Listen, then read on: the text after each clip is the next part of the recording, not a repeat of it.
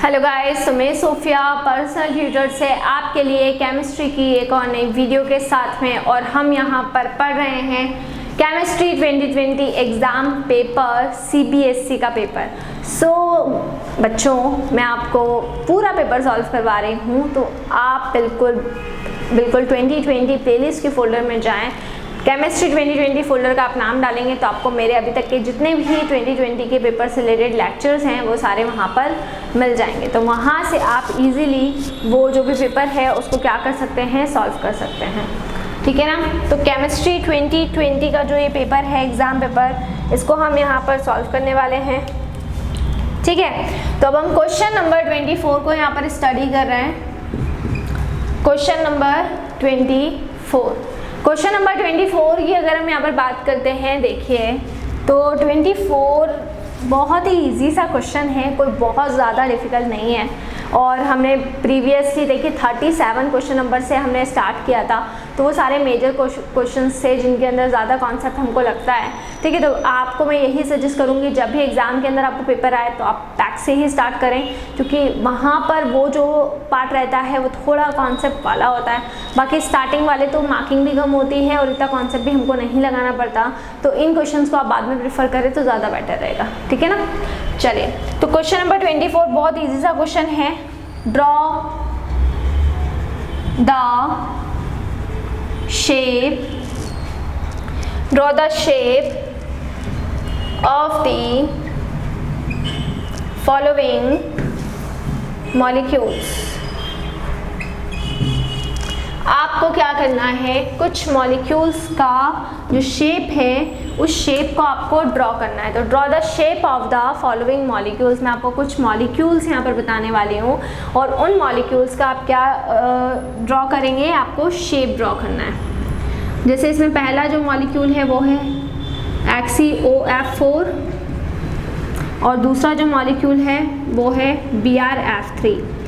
P block का एक question है, आपको दिखाई दे ही रहा है, क्योंकि शेप हमें बेसिकली शेप अगर हमें ड्रॉ करना है तो सीधे सीधे हमें पी ब्लॉक वाले चैप्टर पर ही जाना है, क्योंकि ज़ीनॉन हमें दिखाई दे चुका और ज़ीनॉन हमें दिखाई दे चुका है। इसका मतलब साफ है कि हमारे पास में इसको पी ब्लॉक वाले कॉन्सेप्ट से ही हमको इसको सॉल्व करना है। अब हम बात करते हैं ज़ीनॉन की। तो ज़ीनॉन एक इनर्ट गैस होती है। चलिए हम सबसे पहले XeOF4 का स्ट्रक्चर ड्रॉ करेंगे। तो you know that very well कि ज़ीनॉन क्या होता है। जो ज़ीनॉन होता है, ठीक है, वो क्या है, एक इनर्ट गैस होती है। तो अब ज़ीनॉन एक इनर्ट गैस है, तो ज़ीनॉन का अगर हम कन्फिग्रेशन की बात करें तो ज़ीनॉन का जो कन्फिग्रेशन होता है वो क्या होता है बच्चों, NP पूरा कंप्लीट, 1 2 3 4 5 6, है ना।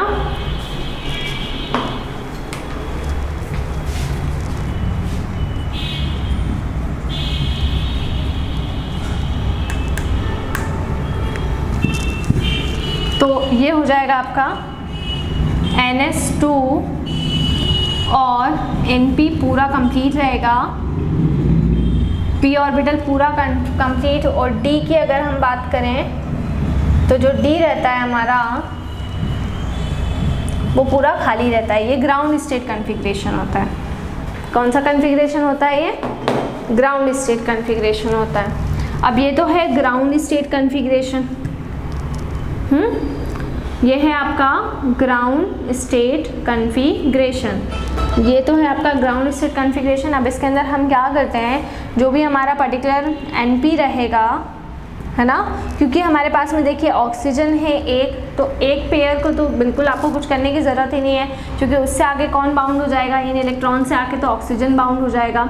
अब बच गए हम आपके पास में जो भी पर्टिकुलर फ्लोरीन कितने रहेंगे, फ्लोरीन आपके पास में रहेंगे 4, तो आपके जो 4 फ्लोरीन रहेंगे, तो यहाँ से एक इलेक्ट्रॉन इधर जम करेगा और यहाँ से एक इलेक्ट्रॉन इधर जम कर जाएगा, है ना। देखिए ये वाला पेयर ऑक्सीजन के लिए एज इट इज़ फ्लोरीन 4 है तो हमें 4 अनपेड इलेक्ट्रॉन चाहिए, तो यहाँ से ये वाला जो पेयर है ये ब्रेक होकर डी में जाएगा और ये वाला जो पेयर है ये ब्रेक होकर डी में जाएगा। तो यहाँ पर एक अनपेड इलेक्ट्रॉन, यहाँ पर एक अनपेड इलेक्ट्रॉन, यहाँ पर एक अनपेड इलेक्ट्रॉन और यहाँ पर एक अनपेड इलेक्ट्रॉन, चारों तरफ एक एक क्या हो चुका है, अनपेड इलेक्ट्रॉन हो चुका है। अब यहाँ पर क्योंकि देखिए 1 2 3 4 चारों जगह पे वो जो अनपेड इलेक्ट्रॉन वाला रहेगा उससे आके कौन रिएक्शन करेगा, फ्लोरीन फ्लोरीन फ्लोरीन और फ्लोरीन। तो ये 4 फ्लोरीन देखिए इन चारों से आकर जुड़ चुके हैं और यहाँ वाला जो पेयर है उससे ऑक्सीजन बाइंड हो जाएगा, ऑक्सीजन उससे बॉन्डिंग कर लेगा। अब बच गया हमारे पास में ज़ीनॉन के पास में एक लोन पेयर। बस इसी क्राइटेरिया को देखते हुए हम आसानी से क्या कर सकते हैं, इसका स्ट्रक्चर ड्रॉ कर सकते हैं। आपको एग्जाम में कोई ग्राउंड स्टेट कन्फिग्रेशन नहीं लिखना है, आपको एग्जाम में कोई एक्साइटेड स्टेट का कन्फिग्रेशन नहीं लिखना है, आप दोनों में से कोई भी कन्फिग्रेशन बिल्कुल भी नहीं लिखेंगे। ठीक है, आप क्या करेंगे, ज़ीनॉन को सबसे पहले रख देंगे देखिए सेंटर में इस तरीके से। अब सेंटर में रखने के बाद यहाँ पर आपको दिखाई दे रहा है ये वाला जो पेयर है ये किसके साथ में बॉन्ड है, डबल बॉन्ड बना के ये ऑक्सीजन के साथ में जुड़ गया। तो इस पेयर को तो आपको हाथ भी नहीं लगाना है, ठीक है ना, ये ना इसके इलेक्ट्रॉन ना उधर जाएंगे ना एक्साइटेड होंगे, कुछ भी नहीं, नथिंग, वो ऑक्सीजन के लिए फिक्स हो गया है। अब बाकी बचे हुए कितने हैं, 4 फ्लोरीन आपके बचे हुए हैं, तो 4 कॉर्नर पे हम क्या लगा देते हैं, फ्लोरीन को लगा देते हैं। ठीक है, क्या लगा देते हैं, फ्लोरीन को लगा देंगे और बचा क्या, एक लोन पेयर बच रहा है, तो वो जो एक लोन पेयर होगा वो यहाँ नीचे आ जाएगा इस तरह से। तो ये आपका बन गया है XCOF6 का जो शेप है वो बन गया है। 1 मार्क में क्वेश्चन है, तो बस सीधा सीधा आपको क्या करना है, इस तरीके से ये डायग्राम आप यहाँ पर बना देंगे। तो ये आपका बन गया आपका XCOF4 का स्ट्रक्चर। बहुत ही सीधे सीधे, कन्फिग्रेशन आपको लिखने की ज़रूरत नहीं है, आप केवल इसको रफ में करके समझ सकते हैं। आपको सीधे सीधे वो स्ट्रक्चर क्या करना है, ड्रॉ करना है। ठीक है, चलिए अगला सेकंड वाला जो आपका है, सेकंड वाला क्या है, BrF3 जिसको हम कह रहे हैं। अब ये BrF3 है तो ये इंटर हैलोजन कंपाउंड है, क्योंकि एक हैलोजन जब दूसरे हैलोजन के साथ में कंबाइन होता है तो इसको हम क्या बोलते हैं, इसको हम कहते हैं इंटर हैलोजन कंपाउंड। तो ये मेरा क्या है, ये एक इंटर हैलोजन कंपाउंड है। अब इस इंटर हैलोजन कंपाउंड की बॉन्डिंग हम किस तरीके से करेंगे देखिए, तो ये भी देख लेते हैं। चलिए, तो यहाँ पर शेप कैसा होगा, अब ब्रोमीन को देख लेते हैं। ब्रोमीन की अगर हम बात करें तो कन्फिग्रेशन एस में कितने होते हैं, एस में 2 होते हैं और NP में कितने होते हैं, 5 होते हैं। 1 2 3 4 5। ये ध्यान रखना बस, जब इनर्ट गैस की बात होगी तो उसमें P में पूरे फिल होंगे और जब हैलोजन की बात होगी तो उसमें 5 ही होंगे। Same as it is fluorine का भी होगा, है ना। तो अब यहाँ पर भी क्या होगा, एक तो ऑलरेडी फ्लोरीन को अनपेड इलेक्ट्रॉन मिल रहा है जिससे ये आके बाइंड हो सकता है, एक तो उसको ऑलरेडी मिल रहा है, एक अनपेड इलेक्ट्रॉन इस फ्लोरीन को, इस ब्रोमीन का ऑलरेडी मिल रहा है। क्लियर। तो यहाँ पर एक अनपेड इलेक्ट्रॉन तो ऑलरेडी है, अब कितने की और ज़रूरत है, 2 की और ज़रूरत है। तो यहाँ से जब एक्साइटेड स्टेट में ब्रोमीन जाएगा तो यहाँ से एक इलेक्ट्रॉन आपका जो भी आपका d ऑर्बिटल है अगला उसमें जाके जम कर देगा। ठीक है, तो ये यहाँ से यहाँ आ गया। अब फ्लोरीन कहाँ कहाँ जुड़ेगा, यहाँ जुड़ेगा, फ्लोरीन यहाँ जुड़ेगा और फ्लोरीन यहाँ जुड़ेगा। ठीक है, बहुत अच्छे से मैंने आपको स्ट्रक्चर बनाना, पूरी केमिकल बॉन्डिंग की 200+ वीडियोस हैं जिसके अंदर बहुत अच्छे से हमने केमिकल बॉन्डिंग को समझा हुआ है। तो जो भी बच्चे ये देख रहे हैं वो जाकर उस केमिकल बॉन्डिंग को जाकर पढ़ें। तो आपको मैं बोल रही हूँ, आपको हाइब्रिडाइजेशन, आपको VSEPR थ्योरी, आपको वैलेंस बॉन्ड थ्योरी, आपको बॉन्डिंग से रिलेटेड उस चैप्टर को पूरा डिटेल में मेरे से अगर आप पढ़ लेंगे, वाली सारी वीडियोस अगर आप देख लेते हैं तो केमिकल बॉन्डिंग से related I don't think so कि आपको कोई भी प्रॉब्लम आने वाली है। तो बहुत अच्छे से आप वहाँ पर जाकर देख सकते हैं। ये मैं आपको बहुत शॉर्ट क्राइटेरिया में बता रही हूँ, मैंने वहाँ पर आपको बहुत डिटेल में पढ़ाया है। तो वहाँ पर जाकर आपको सारे, ये वाला आपने डायग्राम बना लिया होगा, तो मैं BrF3 का डायग्राम ड्रॉ करने वाली हूँ, इसलिए मैं इसको रफ कर रही हूँ। चलिए, तो हमें पता चल गया है कि हमारे बॉन्ड पेयर कितने हैं बच्चों। बॉन्ड पेयर तो हमारे पास में है 3, 1 2 3 और हमारे पास में लोन पेयर बचे हैं 2। बस, तो हमें ज्वाइन करवा देना है। तो देखिए ये हमारा ब्रोमीन, तो एक फ्लोरीन ऊपर हो जाएगा और एक फ्लोरीन नीचे और एक फ्लोरीन यहाँ। इस तरह से 3 फ्लोरीन हमारे जुड़ गए। अब बचे कितने लोन पेयर? 2 लोन पेयर्स हमारे बचे, तो एक लोन पेयर को हम यहाँ एडजस्ट कर देंगे और एक लोन पेयर को। तो ये देखिए ये बॉन्ड पेयर, ये बॉन्ड पेयर और ये बॉन्ड पेयर, तो 1 2 और 3, ये 3 तो ऐसे जुड़ गए। और 2 लोन पेयर्स यहाँ जुड़ गए। टी शेप इसका स्ट्रक्चर बन गया, क्योंकि शेप, एक्चुअल शेप हम कैसे लोन पेयर्स को हटा के देखते हैं, तो टी शेप इसका स्ट्रक्चर बन गया। और ये 2 लोन पेयर्स यहाँ पे हमने जोड़ दिए, ये बन गया BrF3 का स्ट्रक्चर। तो एग्जाम में ये नहीं लिखना है, क्योंकि ओनली 1 मार्क में आएगा। एग्जाम में केवल डायग्राम ड्रॉ कर दोगे तो भी मार्किंग मिल जाएगी, पूरा डिटेल में बताने की ज़रूरत नहीं। और अगर आपके पास में टाइम हो तो बिल्कुल डिटेल में जाएं, कोई दिक्कत नहीं है, ठीक है।